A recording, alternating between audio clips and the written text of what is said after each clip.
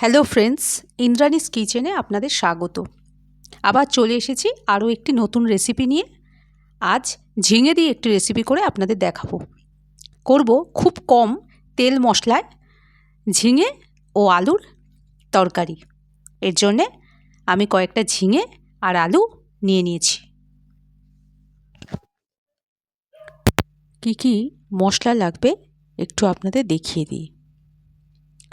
নিয়ে নিয়েছি হলুদ গুঁড়ো, নুন পরিমাণ মতো ব্যবহার করবেন, শুকনো লঙ্কার গুঁড়ো, জিরে গুঁড়ো, ধনে গুঁড়ো আর আদা পেস্ট। ফোড়নের জন্যে নিয়েছি কালো জিরা, শুকনো লঙ্কা, তেজপাতা। ঝিঙে আর আলু এইভাবে লম্বা করে কেটে নিয়েছি। কড়াই গরম হয়ে গেছে, সর্ষের তেল দিয়ে দিচ্ছি। তেল গরম হয়ে গেছে, গরম তেলে কালো জিরা, শুকনো লঙ্কা, তেজপাতা ফোড়ন দিয়ে দেব। ফোড়নটা একটু ভেজে নেব। এবার আলু দিয়ে দেব। এরপর আলু ভেজে নেব। হালকা করে আলু ভাজা হয়ে গেছে। এবার ঝিঙে দিয়ে দেব।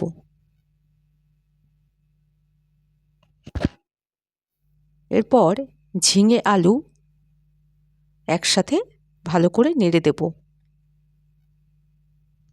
এবার নুন দিয়ে দেব। নুন ঝিঙে আলুর সাথে ভালো করে নেড়ে মিশিয়ে দেব।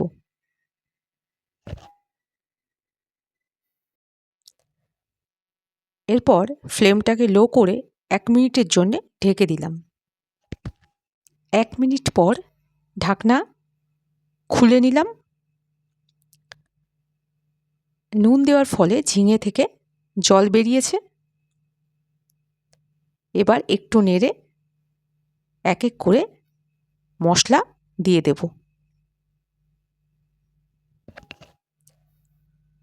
জিরে গুঁড়ো দিয়ে দিলাম।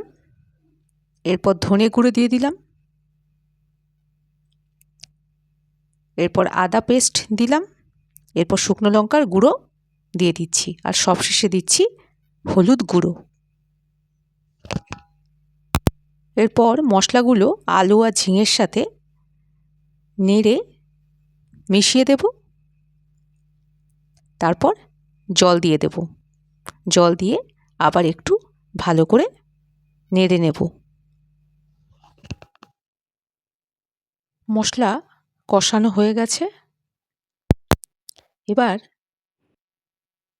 আরও একটু জল দিয়ে দেব। তারপর 1 মিনিটের জন্য আবার ঢেকে দেব। 1 মিনিট পর ঢাকনা খুলে নিলাম। ঝিঙে আলু সিদ্ধ হয়ে গেছে। আর ঝোল যেই পরিমাণে রেখেছি এরকমই রাখতে হবে, বেশি শুকিয়ে গেলে ভালো লাগবে না। রান্না হয়ে গেছে, আমি একটি পাত্রে নামিয়ে আপনাদের দেখাচ্ছি। খুব কম তেল মশলায় ঝিঙে আলুর তরকারি একদম রেডি। গরম ভাতে বা রুটির সাথে দুইয়ের সাথেই খেতে ভালো লাগবে। রেসিপিটা আপনাদের কেমন লাগলো কমেন্ট করে জানাবেন। ভালো লেগে থাকলে একটা লাইক করে দেবেন। প্রিয়জনদের সাথে শেয়ার করে দেবেন।